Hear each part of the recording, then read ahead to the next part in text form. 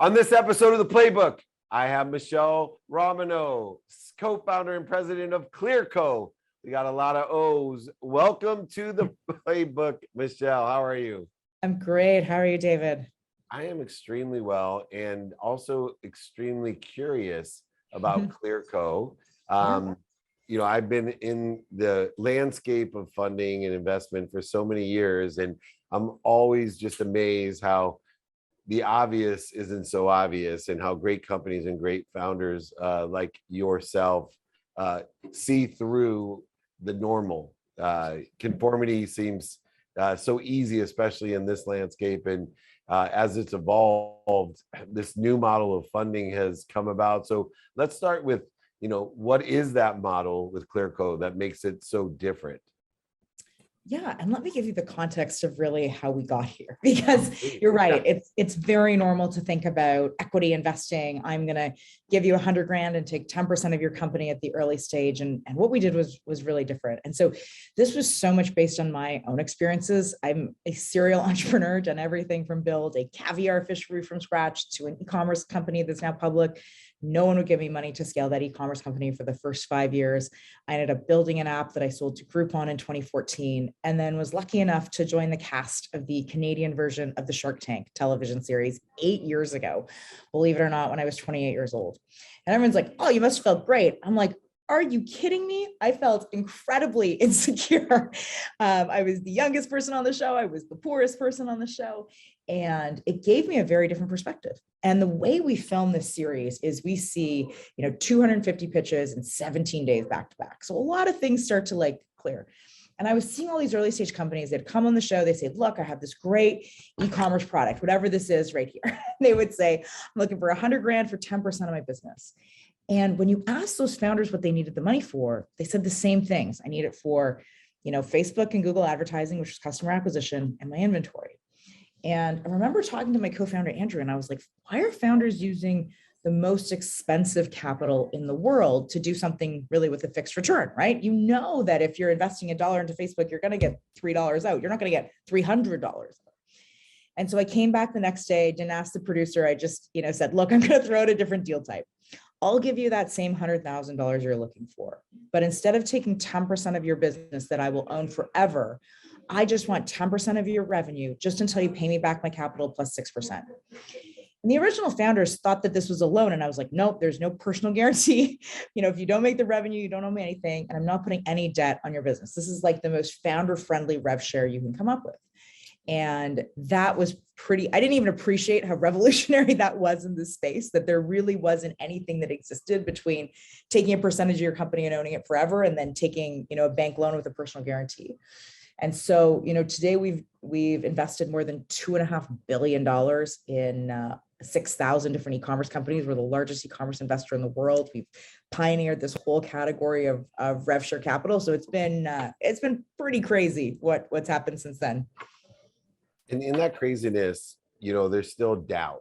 When we come up with understanding, I'm a host on many shows as well, Elevator Pitch, 2-Minute Drill, hundreds and hundreds of startups. And you see those patterns. And many times I was inspired, let's say, to think of a new business model that could be utilized to not only make a lot of money, but help a lot of entrepreneurs and have fun while I'm doing it. Every step of the way, no matter how much success we have, we still have that fear that may just be a great idea, but how can we actually execute on it? What were some of your fears on the execution of such a big idea? Oh, a ton, right? First of all, we didn't know this was going to work. I remember I told my co-founder that most e-commerce companies go bankrupt. So we might lose all of our money. And certainly in our early cohorts, we did. We lost 20, 30% of the money we put out the door because we didn't know really what we were looking for. And over time, you just get better and better at that. Over time, we learned we had to look for a company's growth, and they had to be a minimum of $10,000 in monthly revenue, and they had to have really positive return on their ad spend. All of that helped us get better and better. And that's the good part of data science is you can keep going. The other part of doing people don't even believe us. They're like, wait a second, you invest money. Like we invest up to $10 million in a company, never having met the founder, never having seen or used the product, just on the metrics based on their business. And it's 100% true. We do it. But what we didn't expect is that changed our whole portfolio. I mean, we've backed 8 times more women than the venture capital industry average. We have a huge, we've backed a founder in every state in America. And in the UK, 70% of our founders live outside of London. So it's a huge geographic range. And a much larger proportion of our founders are BIPOC. Just because we're not using the conventional ways of listening to a pitch and backing a founder, we're actually using, does this founder have good unit economics and how fast is their business growing? Do you think it confirms how much bias is in funding? We talk about unintentional bias, and it seems to me with the AI that you utilize, you've created a completely unbiased approach to funding. Yeah, I think it confirms that it's there. It also means it's a giant opportunity. There are so many people across the world that have figured out how to build incredible businesses with great margins, that didn't go to the right schools, that don't know the right people, that may not have a formal business background. And I've never believed for a second that you should be successful or you should have the right to get your dreams funded because you went to Harvard or Stanford. You should have the right to get funded because you've built something extraordinary with your own raw hands. And I think ultimately that's what we've been able to show, is that there are so many more businesses out there than I think kind of the narrow networks are really seeing. Yeah, you're also kind of an Alex Machinsky of, funding, where, he's democratizing banking. He's taking all the bullshit that we've had to put up with for over a decade, with being manipulated with shareholder value as its key component. And, here you're democratizing capital and wealth, but, you're also addressing, the distribution of capital in the system that's been created. What was the pushback from the traditional, either banking, investment banking, or incubation systems and launch pads? Was there pushback or bias from them to try to counteract the approach that you guys were taking? I think you always get a mixed blend of both, right? We had VCs that got it right away. They're like, wait a second. So a founder, let's say raises $5 million for you, all that money goes to advertising and inventory. Then they raise $5 million from us. If like the founder's taking less dilution, our capital is actually going a lot further. So they don't need to take dilution later on. Actually, this is a really good deal for us to use this non-dilutive capital. And so we had some great VC partners in the early days that absolutely loved putting our capital alongside theirs because it just made their dollars go so much further. And then we had folks, of course, that saw this as competitive, right? We can process, we literally do hundreds of deals a day, right? For a venture capital firm, I mean, the biggest ones maybe do 100 deals in a year. And so this was very unique. But generally, I don't think about the pushback you get. I think that always happens when you're building something new and something creative. I think about generally what happens when you have all these entrepreneurs that are getting to build the businesses that they deserve to build. And I'll just, really quickly in the e-commerce space, I mean, there are 25 million e-commerce businesses globally and 5 million of them get VC funded. I mean, that is the 99.9%. Like, we're not taking anything away. We're actually building a better world where if you have a great business, you have the opportunity to get it funded, because you can just only do so much without funding for your business. And in the success that you've had, your trajectory, which was an obvious hockey stick trajectory from a coffee shop to one of the most successful investors of our own generation, there has to be an extreme belief of self. And I find that I'm blessed to be around extraordinary entrepreneurs like yourself and Cindy Eckert and Kim Perrell and some of my best friends, that they just see things differently. And if you're blessed to be around them, like I've been blessed to be around you, there's just a different perspective. At what age for you did you have that big vision, that big perspective that, hey, I'm not just going to be successful, I'm going to be extremely abundantly, infinitely successful? Where did that perspective come from? Because a lot of times, especially women, and I have 3 daughters, and they limit themselves. And I've seen it from Totally. when they were applying from Totally. college. Like my daughter said to me, I can't apply for that job. It says I need 5 years experience. It is much harder to gain that confidence as a woman, but it is completely possible, is what I would say. And I feel very blessed to be around people like you, where you just have to, when you follow great entrepreneurs, you realize they don't give any fucks about what other people think about them. And as soon as you get out of your own head about, it doesn't matter if this fails, I'm going to do this. And you actually, here's the other real killer thing, David. I now am incredibly motivated when I am underestimated. I'm underestimated my whole career. I have been confused for the secretary. I've been confused for, the analyst. I'm still a tiny blonde woman that looks like she couldn't be capable of doing this.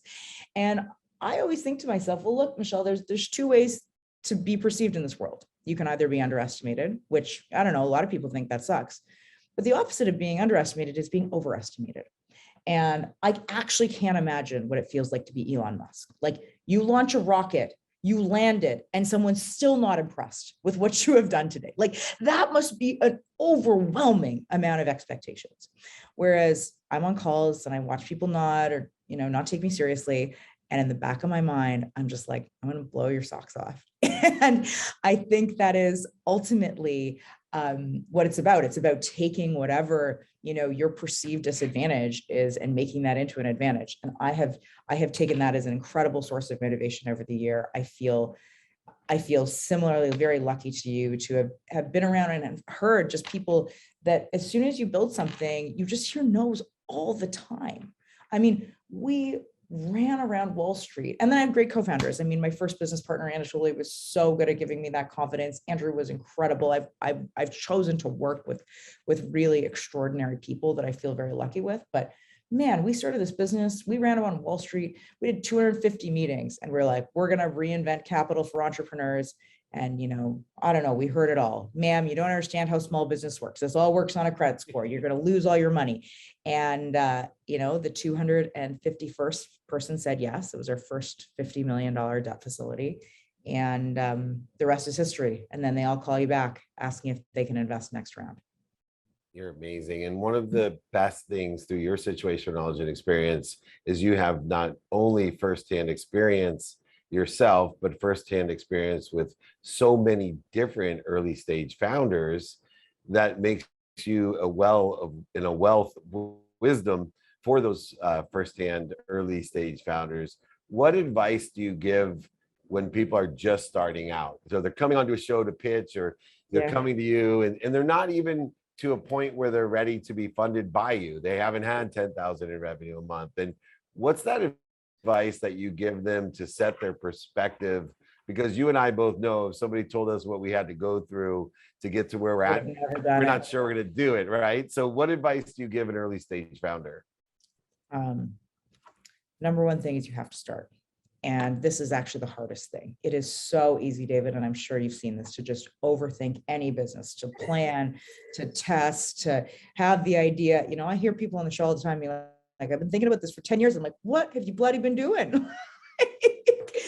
It's like a swimming pool. You sit there, that water is going to be cold and it's going to be miserable, but until you jump in, you don't start treading water. And as soon as you start that iteration process with the constraints that you have, whatever, your time, your talent, your capital, you can figure out how to make that work. And so starting is key. And then the second thing is making sure that you are getting product to market as quickly as possible and listening to what your customers say. We all fall in love with our ideas. We all fall in love with our products. And if no one wants to buy it, you just move on. And that doesn't make you a bad founder. That just makes that idea not work. 80% of the ideas that I've tried have not worked. And so moving on quickly is the next best piece of advice I can give. What amazing advice. As they say, the best way to get to where you want to be is find someone that's already in the position and ask them for directions. Michelle, thank you so much for giving us your directions, your playbook to success. I can't think of anybody more capable and prepared to be on the playbook.